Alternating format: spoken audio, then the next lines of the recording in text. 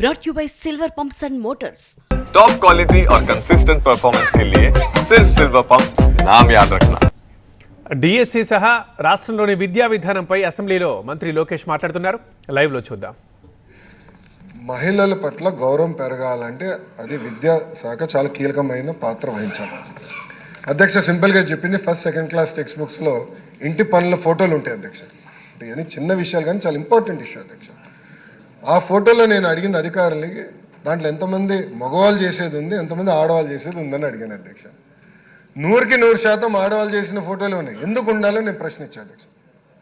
ఎందుకంటే నాకు బ్రహ్మకి చిన్న వయసులో పెళ్ళయింది, మేము అమెరికాకి వెళ్ళాం, ఇంటి పనులు ఇద్దరు కలిసికట్టుగా చేసాం. ఎందుకు అట్లా ఉండాలి? అందుకే నేను ఇమ్మీడియట్ చెప్పా 50 చేయండి అని చెప్పా. ఇప్పుడు ప్రింటెడ్ టెక్స్ట్ బుక్స్ అది వస్తుంది అధ్యక్ష. అంటే మహిళల్ని గౌరవించాలి, అన్ని పనులు సమానం, అంటే we are equal, women and men are equal అనేది ఈ ఫొటోస్ ద్వారా ఇవన్నీ చేయాలి అధ్యక్ష. ఇన్ఫ్యాక్ట్ నేను గౌరవ అనిత గారితో కూడా మేము చర్చించాం, రేపు మంత్రి గారితో కూడా మేము డిస్కస్ చేస్తాం. ఫిలిమ్స్లో కూడా రావాలి అధ్యక్ష. కొన్ని కొలెక్యువల్ వర్డ్స్ ఉంటాయి, గాజులు తోడుకున్నా అని, ఐ అబ్జెక్ట్ టు దట్. చీర కట్టుకున్నా అంటే ఐ అబ్జెక్ట్ టు దట్ అధ్యక్ష.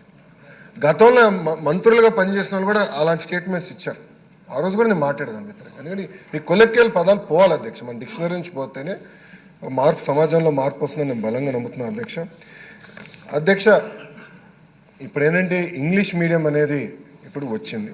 మీరు అన్నట్టు ఉపాధ్యాయులు అనేక ఇబ్బందులు పడుతున్నారు. సో ఉపాధ్యాయులు అనేక ఇబ్బందులు పడుతున్నారు కనుక వాళ్ళు కూడా టీచర్ ట్రైనింగ్ చేసి, ఇప్పుడు మీరు చూస్తే టెక్స్ట్ బుక్స్లో 2 ఇస్తున్నాం, ఇంగ్లీష్ తెలుగు ఉంది. సో పిల్లలు కూడా అర్థం చేసుకోగలుగుతారు, ఇబ్బంది లేకుండా ఉండాలని లక్ష్యంతో మన ప్రభుత్వం పనిచేస్తుంది.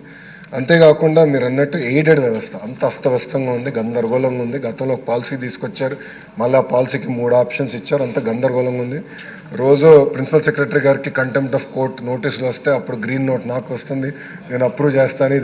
దీనికి శాశ్వతమైన పరిష్కారం తీసుకురావాలి అని నేను చాలా స్పష్టంగా చెప్పాను. దానికి పాలసీ కూడా మేము రూపొందిస్తున్నాం. అంతేకాకుండా టీచింగ్ అవర్స్ ఏదైతే మీరు చెప్పారో, నేను ఉపాధ్యాయులతో కూడా చర్చించిన తర్వాత అంత పని భారం పెంచాను నేను నమ్మట్లేదు. I will come back to sir. కొంచెం అంటే అది క్వశ్చన్లో లేదు కనుక నేను అంత ప్రిపేర్ అవ్వలేదు. I will come back to on that sir. అధ్యక్ష, స్కూల్ కిట్స్, చిక్కీ, గుడ్, ఈ 3 మనం డిస్కస్ చేయాల్సిన అవసరం ఉంది. డీటెయిల్గా మళ్ళీ నేను చెప్తాను అధ్యక్ష.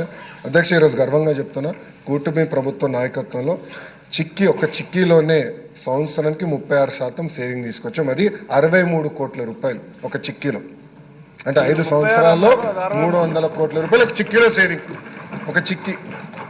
సేమ్ థింగ్ మీరు తీసుకుంటే స్కూల్ కిట్లో నేను అనుకుంటే సుమారుగా 8 to 9% వరకు రావచ్చు అనుకుంటే, ఇంకా టెండర్స్ జరుగుతున్నాయి, 8 to 9% రావచ్చు. అంటే దాంట్లో ఇంకా కనీసం ఒక 60-70 కోట్ల రూపాయలు సంవత్సరానికి దాంట్లో సేవింగ్ వస్తుంది.